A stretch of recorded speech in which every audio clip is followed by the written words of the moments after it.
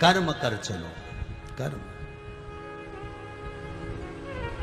और बहुत अच्छे से जान लेना, बहुत अच्छे से समझ लेना, पत्ती से नहीं पहचाना जाता कि वृक्ष कौन सा है। पत्ती का नाम लेकर नहीं पुकारा जाता कि इस पत्ती का पेड़, हमें कहना पड़ता है इस फूल का वृक्ष है, चंपा का, चमेली का, मोगरे का, गेंदा का। हम उसके फूल से उसको पहचान कर करें, ये गेंदे का है, ये चमेली का है, ये बिजली का है। या हम फल से करें, ये केरी का है, ये बेर का है, ये आंवले का है, ये नींबू का है, ये संतरे का है, ये आंवले का है, ये उसके फल से पहचान, पत्ती से नहीं। उसी तरह तुम्हारे जीवन में कितनी उतार चढ़ाव आ जाए, तुम्हें उससे कोई नहीं पहचानेगा, पहचानेगा तुम्हारे कर्म से। तुमने कर्म कौन सा करा, उस कर्म से तुम्हें पहचाना जाएगा। अच्छा कर्म करोगे, जगत में तुम्हारा नाम उसी नाम से जाना जाएगा। बेकार कर्म कर दिया, उसी नाम से तुम्हें पहचानेगा, अरे बेकार, बहुत बेकार। ये वही है, कर्म से पहचाना। कुछ अच्छा करिए। मानव की देह पाने के बाद में, मानव की देह पाने के बाद में एक कर्म जरूर करना, किसी सदगुरु की शरण जाकर उसकी स्मरण में, थोड़ी सी भक्ति में, थोड़े से स्मरण में डूबने का प्रयास कर।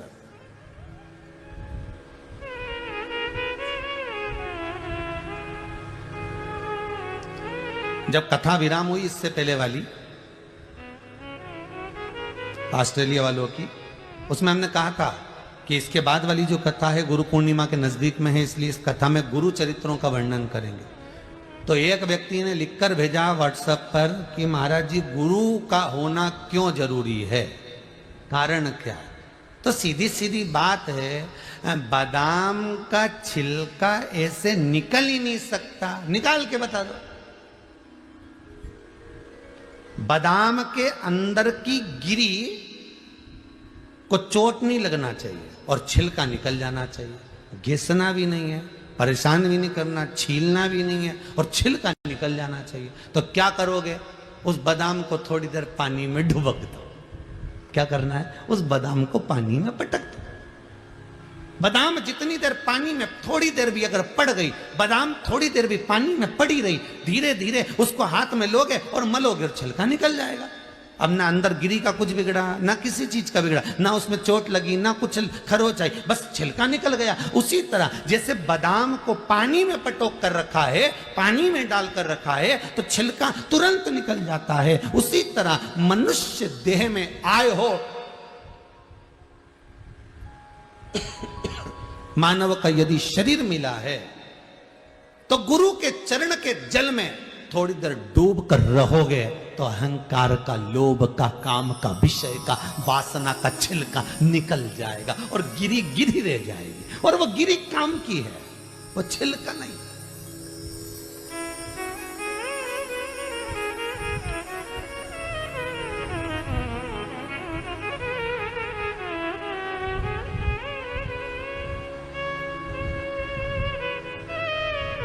वो गिरी ही काम की। गुरु चरणारविंद के जल में जब तक डूबे रहोगे तो छिलका निकलने में देरी नहीं लगेगी। अहंकार, काम, लोभ, विषय, वासना, आसक्ति, तृष्णा निकलने में देरी नहीं लगेगी। गिरी भाग रहेगा तो सुख का अनुभव होगा, आनंद।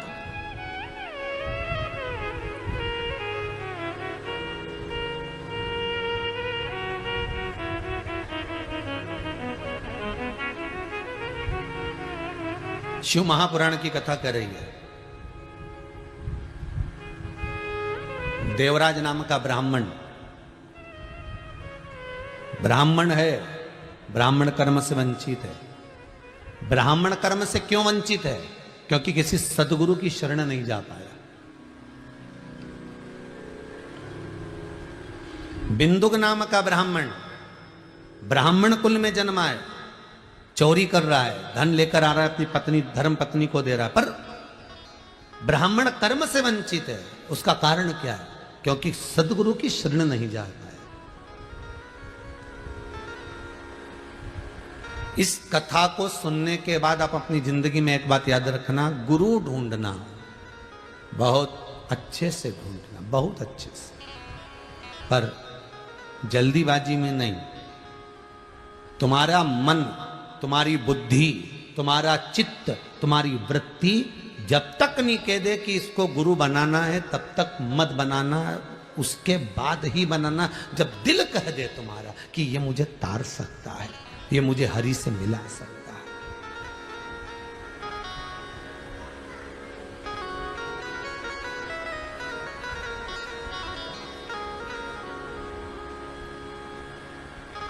गुरु की शरणागति। देवराज ब्राह्मण होकर ब्राह्मण कर्म से वंचित है, बिंदुक ब्राह्मण होकर ब्राह्मण कर्म से वंचित है। देवर्षि नारद ऋषि के पद पर बैठने के बाद भी अगर गुरु मंत्र नहीं ले पाए तो ऋषि पद से वंचित है।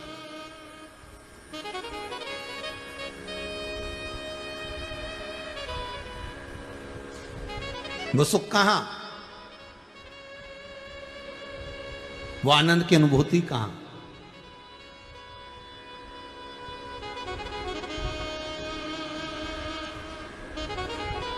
जब जीव के प्राण छूटते हैं ना, ध्यान दीजिएगा जरा, बहुत अच्छा प्रसंग है ये। जिस समय प्राण छूट रहे होते हैं, जिस समय पर प्राण जा रहे होते हैं, प्राण छूटते हैं व्यक्ति के,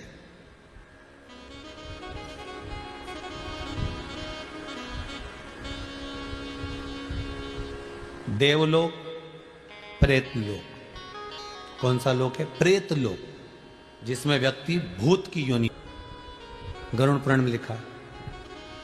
प्रेत लोक, देवलोक, गलत हवा, प्रेत, पितर, आदिक जितनी भी हवाएं होती हैं, आपको पहले भी वर्णन करा एक कथा के अंतर्गत, जो 49 पवन होती है। ये जितनी पवन होती है, इसमें कुछ पवन तो अच्छी होती है और कुछ पवन बेकार।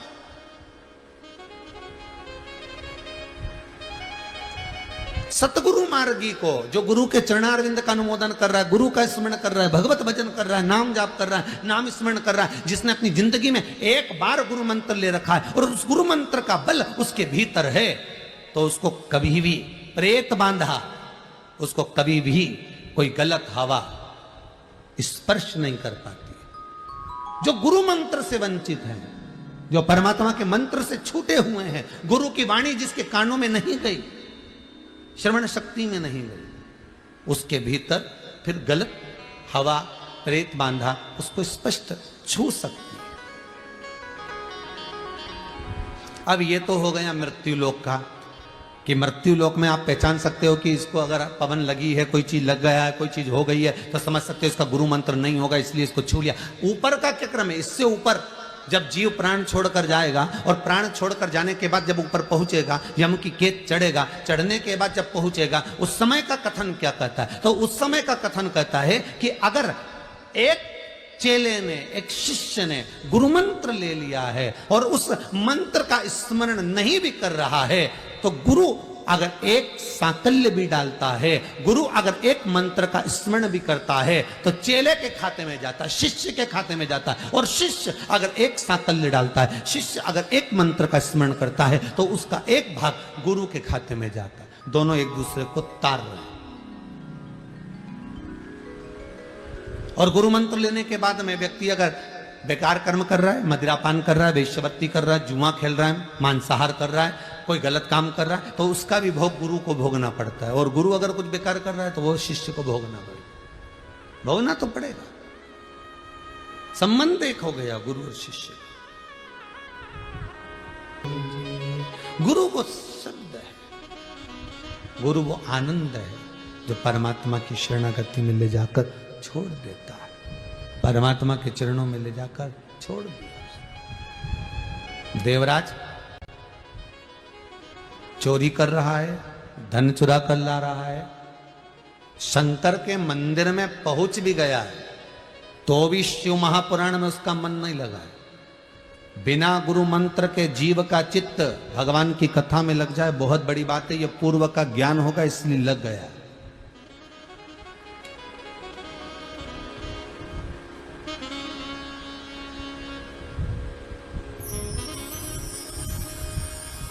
आज के जमाने में असली गुरु लोगों को मिल नहीं रहे, और गुरु को असली चेला मिल नहीं रहा।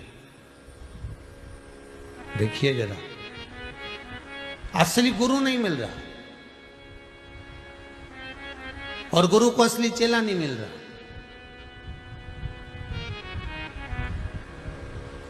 एक गुरुजी तखत पे बैठे थे, शालिग्राम जी की पूजन कर रहे थे। दो चेले थे उनके।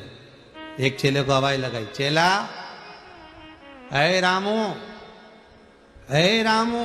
रामू दौड़ कर आया, जी गुरुदेव।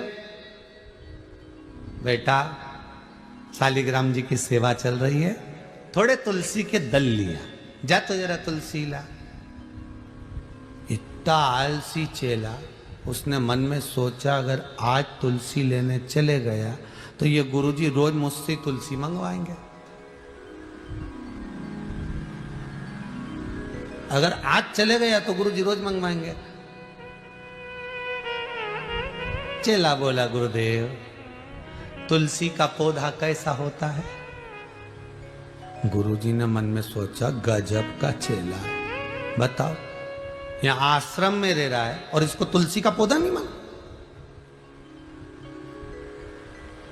चल रहने दे, अच्छा। दूसरे चेले को आवाज लगाया, किशोर, ओ किशोर, ओ किशोर। अरे कहां गया किशोर? और किशोर दौड़ के आया, जी गुरुदेव। जा थोड़ा सा तुलसी का दल तोड़ कर लिया। किशोर ने सोचा, बता, ये रामू नहीं गया तो मैं काय को जाऊं? गुरुदेव, आपने रामू से नहीं कहा? रामू को तुलसी का पौधा नहीं मालूम था। किशोर कहने लगा, तूने तुलसी का पौधा नहीं देखा? इतनी बड़ी बड़ी पत्ती होती है तुलसी की, और इतना बड़ा पेड़ होता है।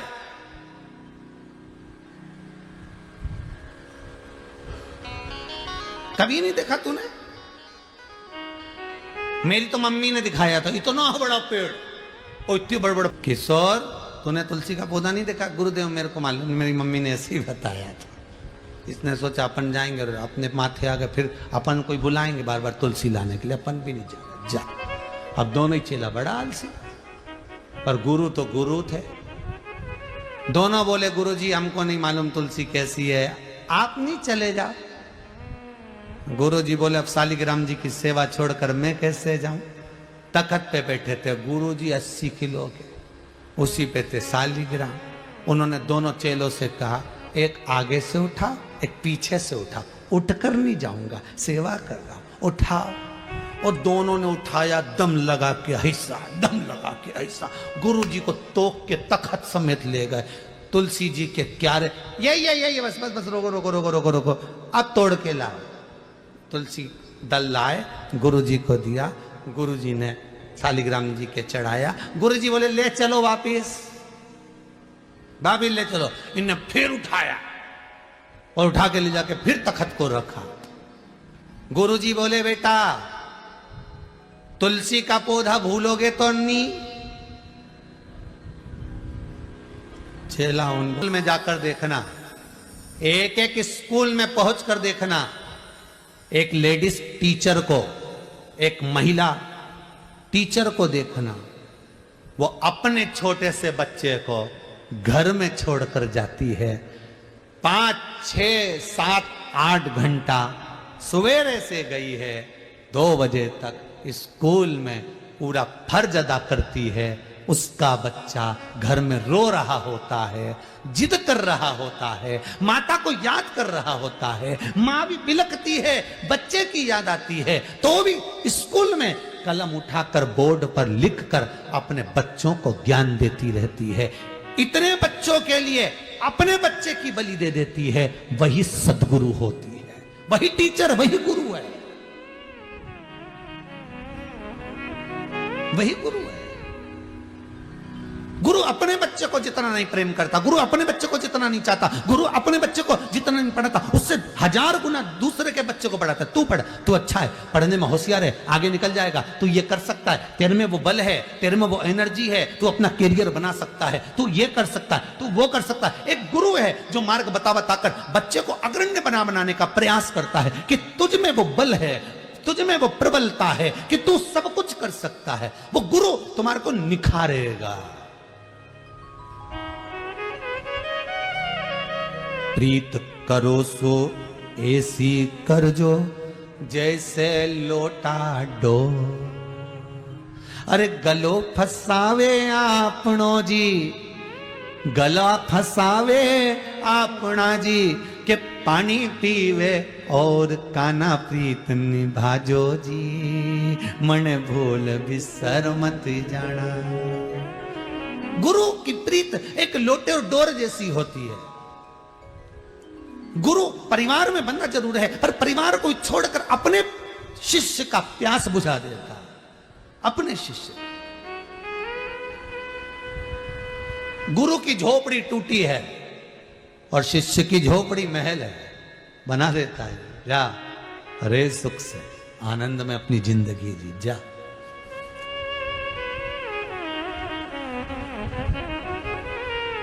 जा सुख की जिंदगी जी।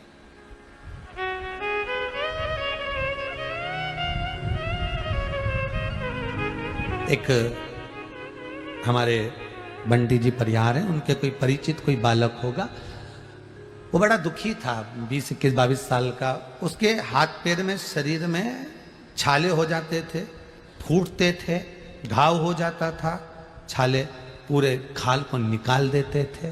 बड़ा दुखी, बड़ा दुखी। बंटी ने 1-2 बार कहा, गुरुदेव बहुत हालत खराब है। बच्चे ने सब डॉक्टरों को सब जगह दिखा दिया, पर शरीर का वो जो रोग है, डॉक्टर कह रहा है हाथ को काटना पड़ेगा। ये हाथ में कुछ ऐसा हो गया। हमने काहे काटो, हाथ नहीं काटना है, भोलेनाथ जी की सेवा कर कर दुख काटना। अंग काट देने से सुख का अनुभव नहीं होगा, दुख कट जाने पर सुख का अनुभव होगा। कहा काम करो, शंकर जी का स्मरण करो, शिव जी का भजन करो, शंकर का अनुमोदन करो, शिवरात्रि का पूजन आदि जब भी मौका मिले करते रहो। बड़ा सुख है, बड़ा आनंद है। जब देखा, अब सूचना जब मिली कि गुरुदेव उसका हाथ अब पूर्ण तरह से सही हो गए, अब शरीर ठीक हो गया, उसमें आनंद की अनुभूति है, उसमें सुख का एक भान है, आनंद का एक भान। कुछ दे ना दे गुरु, पर यह पक्का है कि वो परमात्मा से मिलन कराने का प्रयास जरूर कर सकते, वो प्रयास करेगा। प्रीत करो सो ऐसी कर जो जैसे लोटा डो, और गलो फसावे आपनो जी,